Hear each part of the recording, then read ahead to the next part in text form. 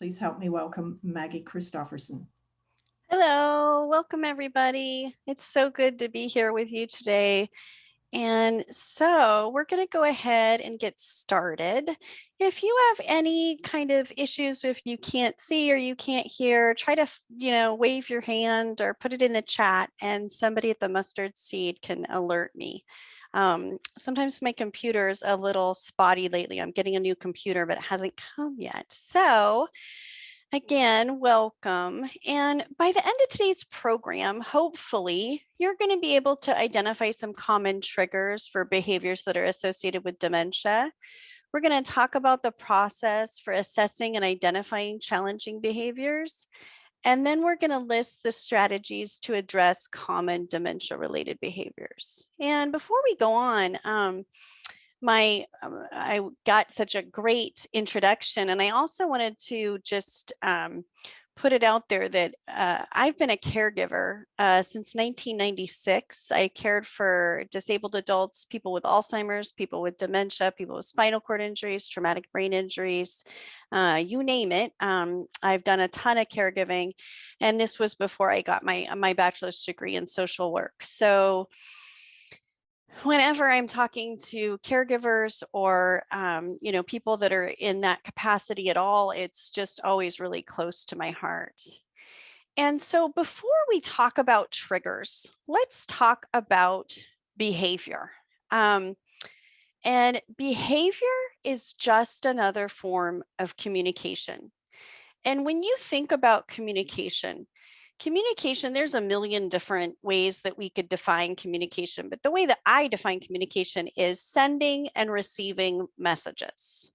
So we communicate for a variety of different reasons, right? We communicate to get our needs met. We communicate to express ourselves. We communicate to connect. We communicate to tell people when we are hungry or in pain, or, we could sit here all day and talk about the reasons that we communicate. And again, communication is sending and receiving messages. And when we're talking about somebody that is living with Alzheimer's or another form of dementia, the way that they send and receive messages has changed. The way that they communicate has changed. And so when I think of behavior as a form of communication, it really takes that negative connotation off the word behavior. Because when I started caregiving, behaviors had a really, kind of negative association. We didn't want people to have behaviors. But if people aren't having behaviors, then people aren't communicating. And so now we think about behaviors as a form of communication. So when there is a change in behavior, there are many different things that can trigger that change. And we're going to be talking about a lot of these, but some of them are pain or discomfort. It may be overstimulation or boredom. It may be fear or frustration. It could be unfamiliar surroundings, and it could be complicated tasks. And remember, when we're talking about somebody with Alzheimer's or another form of dementia, what may not have been an unfamiliar surrounding, what may not have been complicated, what may not have been scary or frustrating, may have changed. It may now be. So let's go ahead and move on. I lost my, there we go. So one of the things that we really want to do is to understand and address the behavior. And I love roadmaps and processes and templates. I love a plan. And this 4-step process gives me a plan. So I'm going to go over these quickly, and then we're going to go over them more in depth. But our first job is to detect and connect. So our first job is to really try to understand what is going on, to connect with the person that we're caring for, our loved one. Then we're going to move to addressing physical needs. If there's nothing physically going on, we're going to look at emotional needs. And then we're going to reassess and plan for next time. So the first one, detecting and connecting, this one is really important. And this asks us to join the person that we're caring for, join their reality, see the world through their eyes, try to understand. Before we intervene, try to understand what's going on. So, who, what, where, when, how. Try to look at what happened before the behavior took place. What happened right before that behavior took place? What happened during the behavior? And then what happened after the behavior? It's kind of like you're playing detective. You're not going to try to do anything about the behavior yet. You're just watching and seeing what's happening before, what's happening during, and what's happening after. And we always want to approach the person really calmly. If we're escalated, they're going to escalate.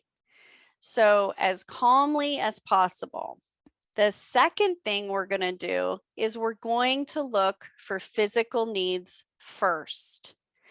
So this could be, and I have to tell you that when I was a caregiver, I took a training, and it was a training on aggressive behavior in developmentally disabled adults. And there was a renowned trainer, and it was a 3-day training. And the one thing I really remember from that training is that 75% of all aggressive behavior can be caused because of physical pain or physical discomfort.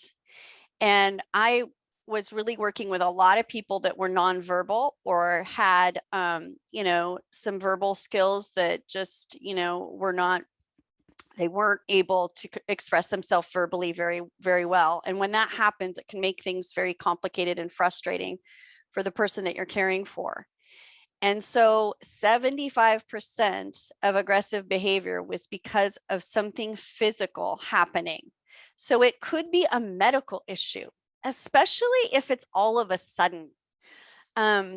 When I was a caregiver and when I was teaching caregivers, I can't tell you how many times I have heard the same story. My mother, my father, the person that I was caring for, they have never acted aggressively. And all of a sudden they started to become really aggressive and really irritable and kind of out of it. And the person had a urinary tract infection.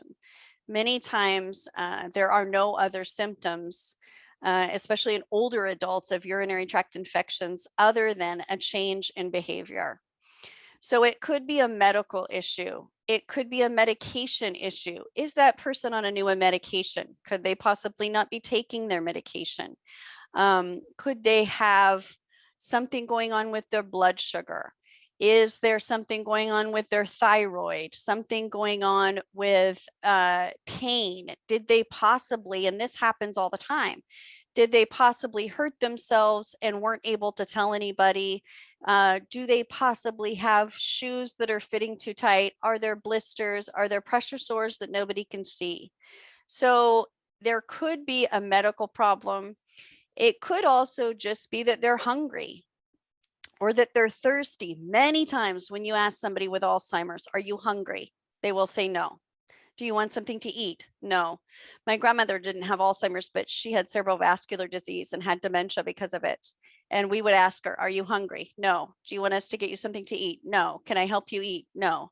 One day I sat next to her with a hummus plate, something that you didn't need silverware for. And she ate the whole thing very fast. And we realized that she was hungry. She didn't know how to express it, and she could no longer use silverware. So somebody could be hungry. Somebody could be thirsty. A lot of older adults lose that thirst sensation. And so many people are thirsty and they don't even know it. There could be a lack of social interaction. And then look at the environmental triggers for discomfort. Is it cold? Is it hot? Is it loud? Is there too much going on? Is there too many people talking? Is the news on? Is the news too loud? Is the lighting weird? Sometimes different lighting can cause people to have different issues, especially when it's that weird hour between night and day, kind of that twilight hour. People can get really when they're sundowning, they can have a lot of environmental issues with lighting. So we're just really kind of playing that detective. Then we're going to focus on their emotional needs. So we're going to focus on somebody's feelings. We're not going to focus on the facts. So when someone says, I'm going to go drive and meet my friend for lunch, and maybe they haven't drove in a year, we're not going to remind them, well, you don't drive, right? We're going to focus on their feelings. Many times when people are saying, I want to go home, I want to go home, it doesn't help for us to say, you are home. It's better to say, well, tell me what your home is like. Tell me what your home looks like. I had a person that came to one of my presentations a couple of years ago, and she had a great idea. When her mom started to do that, she would just walk her mom around the house and ask, well, are you home now? And her mom would say no, and they'd go to a different room. Well, are you home now? And her mom would say no, and they'd go to a different room. And they did this until her mom would say, oh yeah, I am. And she'd be fine. Another person that came to one of my presentations, when her dad would start saying, I want to go home, she would find the cozier room in the house, a blanket, some comforting measures to try to make him feel comfortable. So use your knowledge of the person's preferences to provide effective interventions. So if somebody is doing a lot of repeating themselves, or a lot of perseverating, a lot of worrying about something over and over again, or a lot of telling the same story, what are some of the things they like to talk about? What are some of the things that gets them in a good mood? For me, if somebody starts talking about dogs, I'm just done. I'll be in a great mood and I'll completely forget what I was talking about. So using your knowledge of the person's preferences, of what they like to talk about and what kind of gets them on a different track, is really helpful. And then if that doesn't work, you might redirect their energy into a more soothing activity. So it could be folding things. It could be sorting things. It could be watering the plants. It could be doing the dishes. It could be watching their favorite movie. And yes, maybe you've seen that favorite movie 15 times in the last week, but it could be music. It could be, helping cook or helping mix things, whatever it is. Okay, so this is Rose, and her mother has Alzheimer's disease, and she's going to talk about what helped them. She was part of the family. She'd fold towels, and she'd fold towels all day long some days. Just, put them back in the basket, and then she'd give them to her, here's some more towels. And it may sound like it's cruel, but look, it kept her busy. It kept her movements going. It kept her, just kept her occupied, and it made her feel wanted and that she was contributing. We created a routine for her that worked for her around her agitation and, her sleep patterns. So every day she was in the same routine for the most part. And every day she did something. She was always in the kitchen every day helping do something. Sometimes she'd rinse dishes. But she was always near the kitchen sink because she spent most of her life in front of the kitchen sink. Now she was just doing it in different ways. And going for a walk, going out in the car for a drive, walking around the yard, watering plants. Those are all things that she did, and we just had her continue doing them. I love that Rose says, find a routine that works for her. One of the best things we can do to make somebody living with Alzheimer's feel comfortable and to decrease behaviors, to decrease agitation, is to get into a routine. The routine involves that rote memory. And that rote memory is those things that you do every single day. You do it the same way, you do it at the same time. And that is one of the last types of memory that people will lose. And if you think about it, routine is very comforting. Routine is very comforting for everybody. I remember I have twins, and when I brought them home from the hospital, I immediately got them into a routine. And I remember my husband said at the time, what are you doing? They're 1 week old. They're not going to sleep. But the thing is, the routine was what eventually did soothe them. And that doesn't go away just because somebody's gotten older. So we think about a routine. What can we try to do at the same time every single day that will eventually get that person into a more soothing environment? And we have to take the cues from them. Rose was good at looking at her mother's routine, what she had done in the past, what she liked to do, what was, good for her. So then we're going to reassess and plan for next time. And we're going to go back to detecting and connecting. We're going to ask ourselves, well, what went well and what didn't, right? What worked and what didn't work? And then we're going to make adjustments. And one of the things that is difficult when we're caring for somebody with Alzheimer's is that every day can be different. And what may have worked yesterday may not work today. And so that can be hard because we like that sense of stability. But we can always use this 4-step plan, and it can work for any behavior. So we detect and connect, we address physical needs first, we then address emotional needs, and we reassess and plan for next time. All right. So one of the behaviors that happens a lot is anxiety or agitation. And this shows up as restlessness, pacing, distress, over-reliance on caregivers. And one of the things I hear from families a lot is that their loved one didn't used to be like that. And they weren't as anxious and they weren't as nervous and they didn't worry so much. But there's a couple of things going on. For some reason, Alzheimer's disease tends to ignite or kind of incite the amygdala. And the amygdala is your fight or flight response. So in some people, it tends to really heighten your fight or flight response. And so that tends to make people very anxious and nervous. And then you'll see that behavior. And it's a really common behavior, but it's hard for the person living with the disease, and it's hard for the family and for the person caring for that person. And so one of the things we can do is, our slide says, let's keep Anne's situation in mind. So in our in-person classes, we have handouts for you that give a little story about a fictional client named Anne. And obviously we're not in person, so I can just tell you what's going on with Anne. So Anne is 75 years old. She has Alzheimer's disease. She lives with her daughter. And every single night for about 3 or 4 weeks, at around 6 o'clock, Anne starts pacing back and forth and saying, I'm late for work. I need to go to work. I have to go to work. And it's gotten to the point where she has blisters on her feet and she's not eating.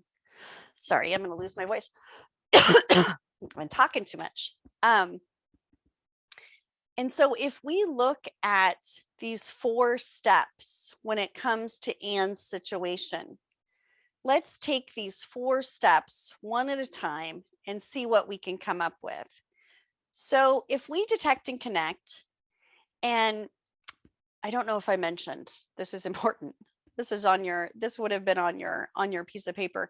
Anne used to be a night nurse at a local hospital, and she worked as a nurse for 40 years at night. Big part of the story. So if we detect and connect, and we put ourselves in Anne's shoes, and we see the world through Anne's eyes, Anne is worried that she's going to be late for work. And it doesn't matter that she doesn't work anymore.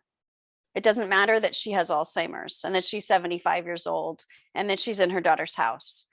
In Anne's mind, she is late for work. And what kind of feeling does that cause? right? It causes anxiety.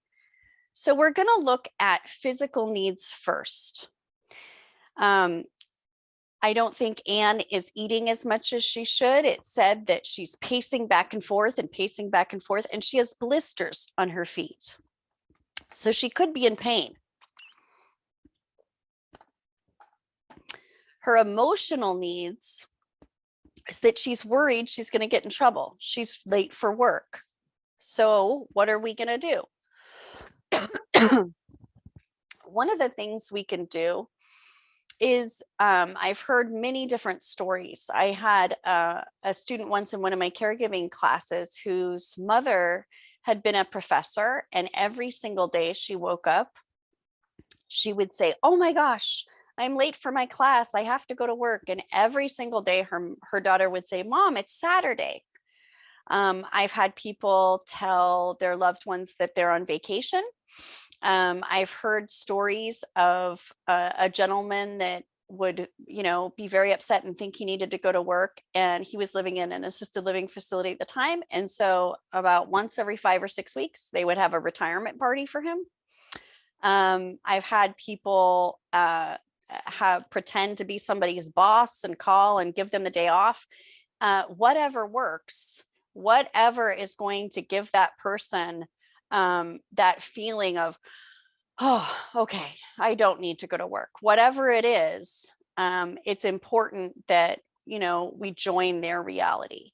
So the other thing is if this is happening every single evening, it might mean that there's too much stimulation going on in the house. It might mean that Anne isn't getting enough exercise. It might mean that they need to dim the lights and close the curtains and kind of just settle things down.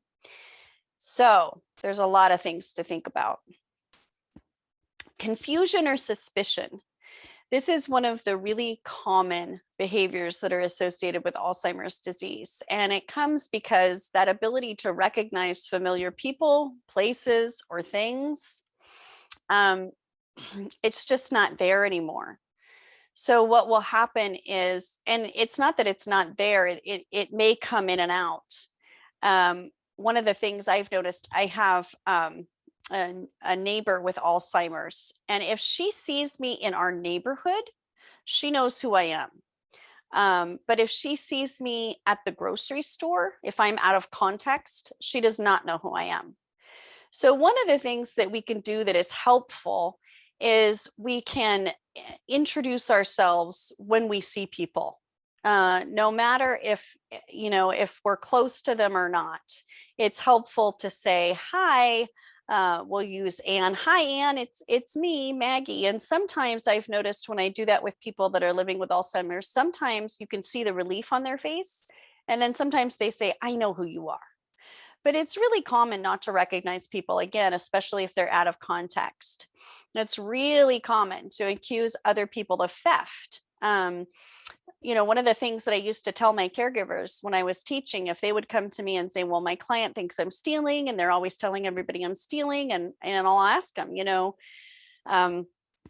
have they had a cognitive assessment? Have you told anybody about this? Because that's a really common symptom of Alzheimer's. And it makes sense once you really look at it from their point of view. If you're putting things in weird places and then you don't remember doing it, or you're giving things to people and then you don't remember doing it, then you're going to start thinking people are stealing things. So we'll go back to Anne. So Anne's family comes over for dinner once a week. I'm so sorry about my dry throat. I think it's happening because I know we're live on Facebook. I think it's giving me a tickle. It's making me nervous. So they come over once a week. And lately, when they come over for dinner, Anne starts to accuse her family of letting strangers in the house. And her family tends to just kind of ignore her and not really address the situation. And so I do want to mention that it is evening time and they have not closed the blinds. So if we detect and connect And we first look at the physical issues. It does not seem like there's any physical issues except for the fact that the blinds are open. And when the blinds are open, it makes it look as though there are people in the house. If you think about that, when you walk by a window and it's nighttime and the blinds are open, you can see a reflection. So Anne is seeing her reflection and she thinks people are in the house, which is really common with Alzheimer's. Her family, by ignoring her, her family is making her more suspicious because she thinks they're in on it. So one of the things that I have heard that really works for this is to close the curtains before that time of day happens, to make sure that the curtains are closed. And if people are seeing themselves in mirrors and they're starting to think that it's somebody else, taking the mirrors down or covering the mirrors is a good idea. And the other thing that works, if your loved one or the person that you're caring for is saying, oh my gosh, there's somebody in the house, just say, okay, well, I'll ask them to leave. You're joining their reality. So we address physical needs first. We address emotional needs by really, believing Anne, by validating what she's seeing, by joining her reality. And we reassess and plan for next time. So next time they have dinner, somebody is going to close those curtains or close those blinds before it happens. Aggression. So not everybody with Alzheimer's or other dementia will be aggressive, but aggression does happen. And aggression a lot of times comes from fear. And think about it. If you all of a sudden don't recognize the person that's caring for you, or you don't recognize where you are, or someone is trying to help you take a bath or change your clothes and you don't know them, in your mind, what are you going to do? Right? I know what I'm going to do. And so aggressive behavior does happen. It can be verbal, it can be physical. It may occur suddenly for no reason, or it may emerge following a trigger. And with Anne's story, Anne's husband, Bob, is watching TV and he's sitting with his arms crossed and he's not looking at her as she comes in the room. And she comes in the room and says, "You're not the boss of me." And he continues to not look at her. And so she goes over and stands right beside him and says, "You're not the boss of me" again. And he continues to ignore her. So she hits him. Before her diagnosis, Anne had never been physically abusive or physically violent at all. And so Bob gets kind of nervous and goes into the bathroom and locks the door. However, Bob does not take his cell phone, and there are guns in the house because they both used to be avid hunters. So we're going to detect and connect, and we're going to look at Anne's physical needs. We're going to go through that checklist again, right?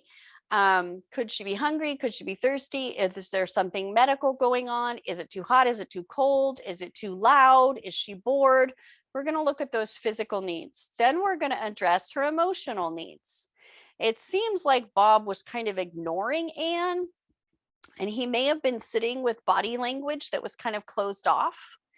And so there could be something going on emotionally, and we're going to reassess and plan for next time. The first thing that Bob needs to do, or anybody needs to do when they do have a loved one with Alzheimer's, we'll go back to Rose in a second, is to have a cell phone with you and to have it charged. If there are guns or any kind of weapons in the home, it is really imperative that those are put away and that those are locked up or gotten rid of. There have been cases of people getting confused and shooting somebody in their own family. So it's really important that you go through those safety measures. So let's hear from Rose. On the tough days, my husband and I would switch off. And my mom had forgotten all her English and had gone back to speaking only Greek. So she just spoke Greek, and my husband doesn't speak Greek, so it was perfect. So when she was agitated and she was cussing and yelling and saying all kinds of obnoxious things. My husband couldn't understand, so to him it didn't matter. So when she was in that mode, we'd switch off, and he'd take her for a drive. She'd stare out the window, eat fries, and she'd be fine. And it would give me a break to really decompress from some of the stuff she was saying, that I know she was just saying them, their words, but I'm a human being as well, and I was taking them personally. I love that Rose took a break. And I love that she understood that even though her mom didn't mean those things, it was still affecting her. I had a client with a traumatic brain injury that would at times say some really difficult things. And, I would try to remind myself, she's got a traumatic brain injury. This is part of it. It's not personal, but it would still be difficult after a while. And I would have to take a break. So again, usually aggressive behaviors associated with dementia are upsetting, but they're not dangerous. But occasionally somebody is a danger to themselves or somebody else, and you're going to need to call 911. When you call 911, it is imperative that you tell them as many times as you possibly can that that person has dementia. It's really imperative that those police officers know that the person that they're dealing with has Alzheimer's or another form of dementia.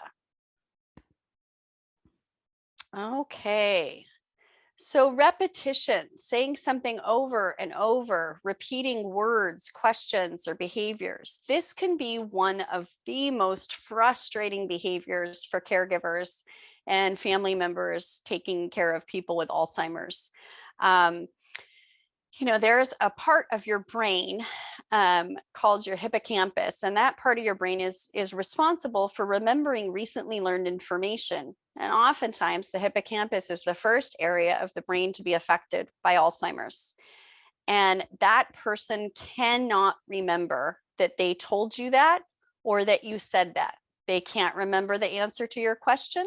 They can't remember that they asked the question. There's a great book that somebody with Alzheimer's wrote a couple of years ago. They were in the early stages of Alzheimer's, and they wrote a book called Remember, I Can't Remember. And sometimes it is difficult to remember that our loved ones or the person that we're caring for has a problem with their memory, right? Especially in the beginning when it's not all the time. But the person that is repeating themselves over and over and over again cannot help it. They don't remember that they just said it. And I was fortunate enough to give a training in a long-term care facility before COVID. And I was really fortunate that a lot of these people that I was supposedly training had been doing this for 30, 35 years. And I was asking some of them, how do you deal with this repetitive behavior? How does it not bother you? And one of the things they said was really interesting to me is they expected the behavior was going to continue. They went into work expecting that the people that they were caring for were going to ask the same question over and over again and repeat the same story over and over again. And so having that expectation seemed to make it a little bit easier. The other thing is to really try to take a break, to really try to get some respite and, a little bit of a barrier from that behavior from time to time. So when we look at Anne, we're going to hear from Sam first. Repetition is really one of the most common and also frustrating behaviors for caregivers. It's important to really just take a minute, take a breath, and really think about how you could help that person with the answer that they're looking for. It really makes no sense to sort of bump heads with them and try to correct them or try to tell them to stop asking it, because they really can't remember that they just asked you that a minute ago.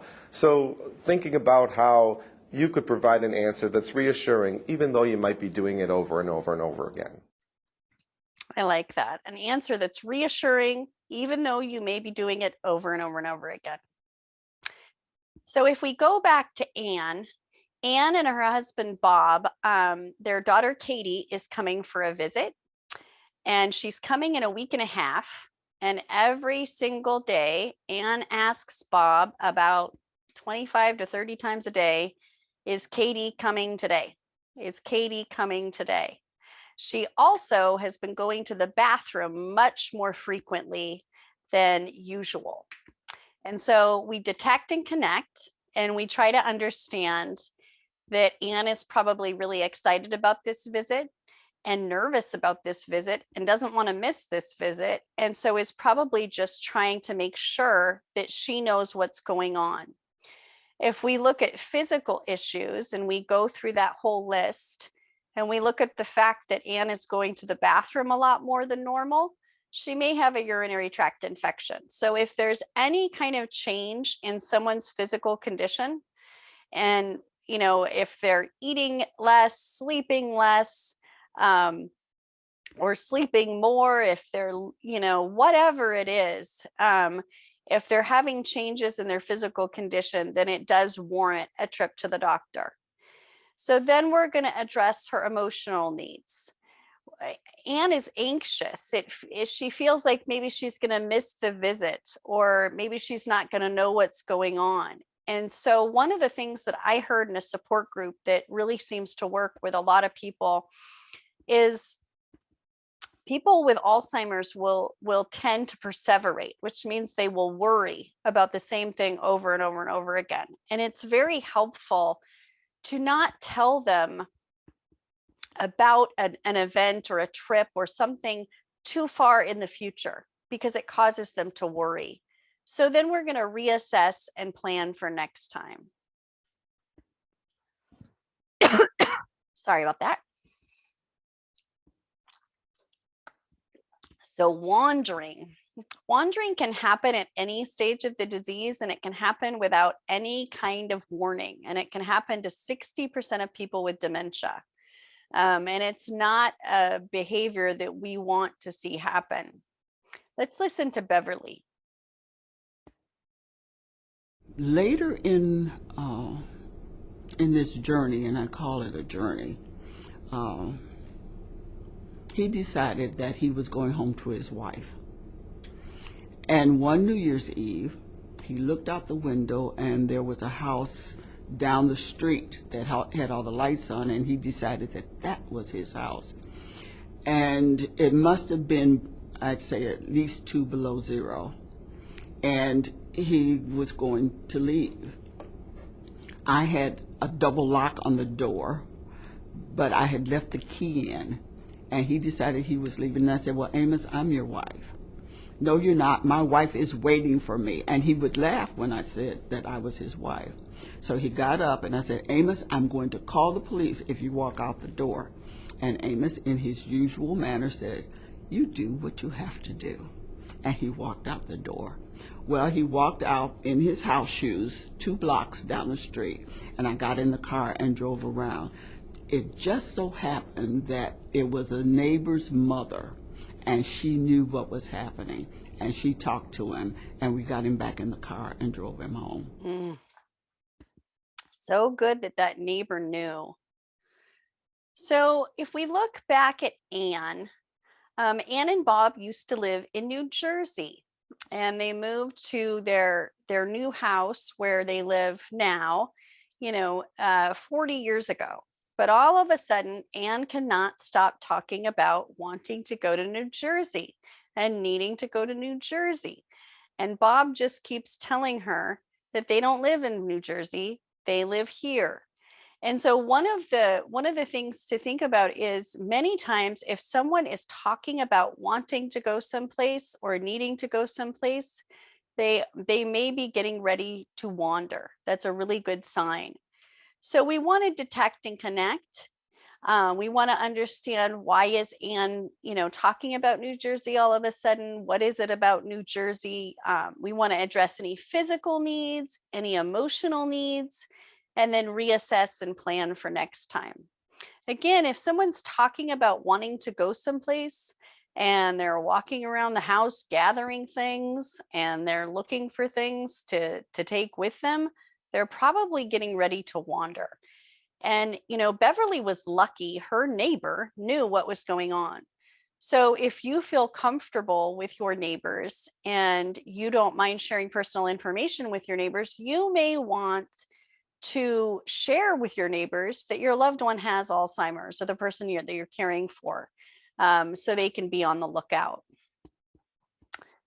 So before we go over the ways that we can help, what kind of questions do we have? Are there any questions that I can answer? Hi, Maggie. It looks like we don't currently have any questions for you. All right.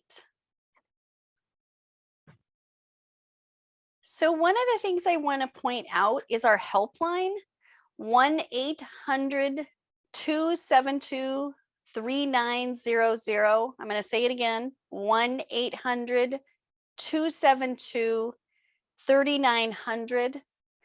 It is a 24-hour helpline. It is not a crisis line or an emergency line. You can call for any reason you want to. It is staffed with master level social workers.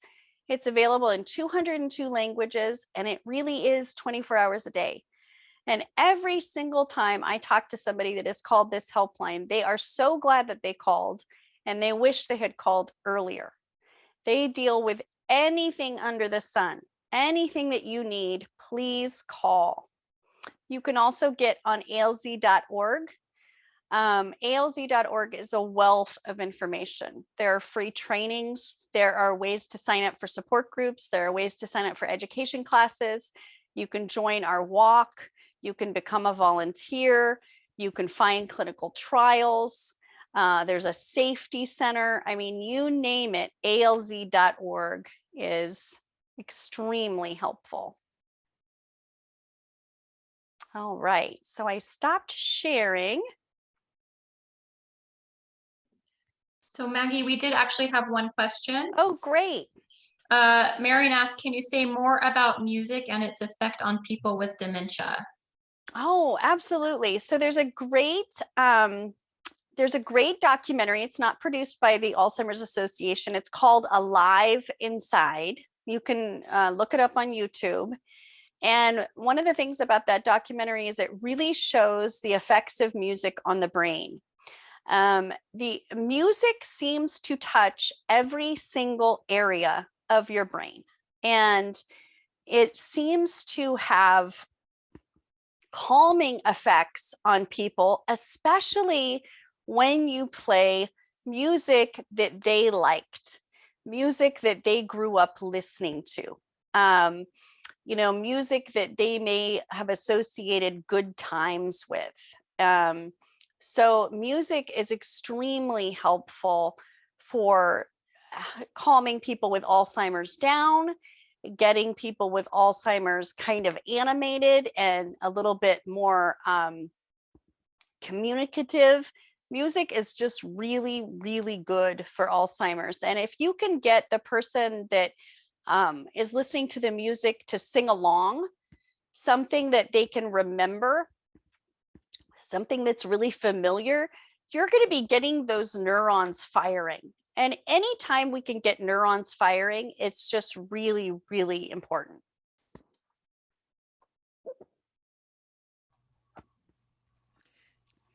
Maggie, could you talk a little bit about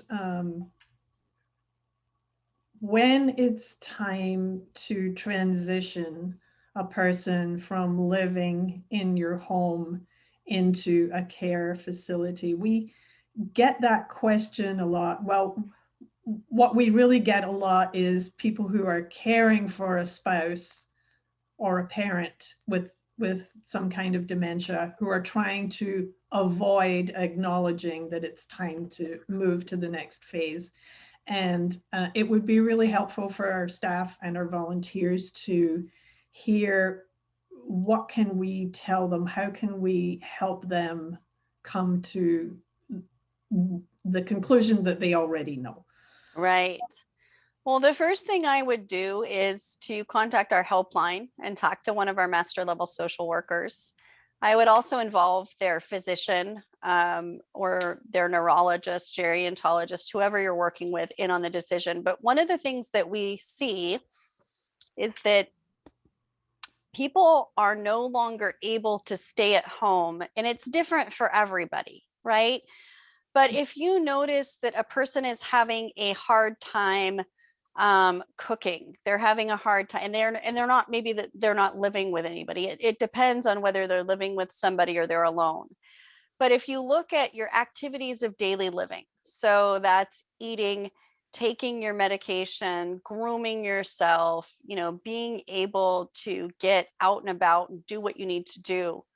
When people are struggling with any of those issues, or they're struggling with mobility, or they're struggling with a lot of confusion, one of the things that happens is that oftentimes there's some kind of emergency situation, a fall, something happens, maybe there's a fire or somebody has wandered.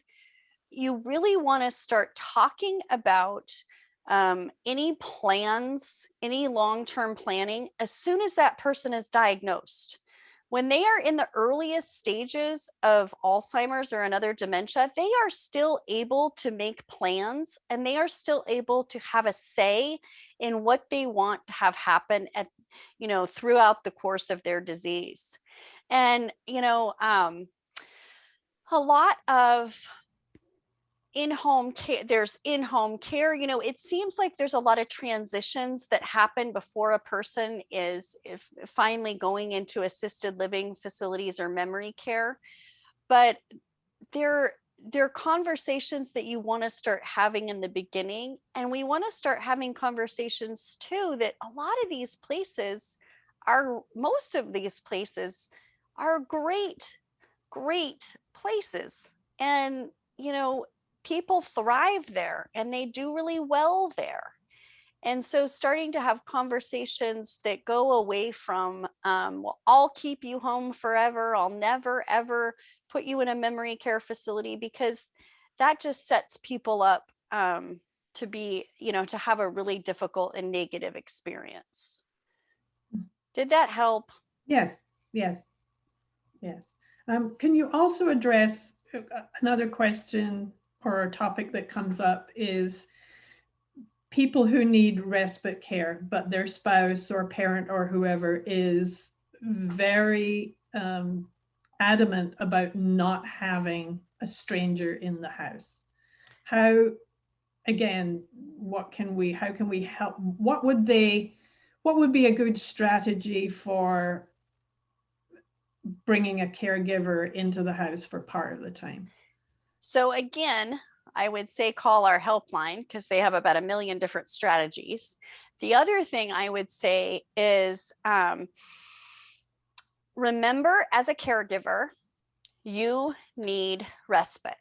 And you don't just need respite because it would be nice. You actually need time to yourself to continue doing this. There are so many statistics of caregivers actually getting sick and passing away before their loved one dies of Alzheimer's. It happens a lot because people put their care, their health, their everything on the complete back burner and get burned out. So realize that respite is it's not just a luxury, it's an absolute necessity. Now, your loved one may not want a caregiver to come into the home, but they can't be the only one that is thought about in this decision, right? They're not the only person in this equation. You are there too. And if you are not there, if you can't care for your loved one, then who is going to do it, right? I have a friend that I used to teach caregiving classes with, and she had the best term. She would call it good enough care. That sometimes we give good enough care. And when you first hear that, you kind of want to say, what? But I need to give excellent care 24 hours a day. Well, that's not possible. Sometimes you give good enough care. And sometimes good enough care means that it's somebody else coming in to care for your loved one. One of the things that I have seen work is, instead of just having the caregiver come in and you leave that first time, having the caregiver come in and just hang out a couple of times, just be in the house and then offer to help your loved one with really easy things. You know, can I help? Can I get you something to eat? Can I sit here and look at pictures with you?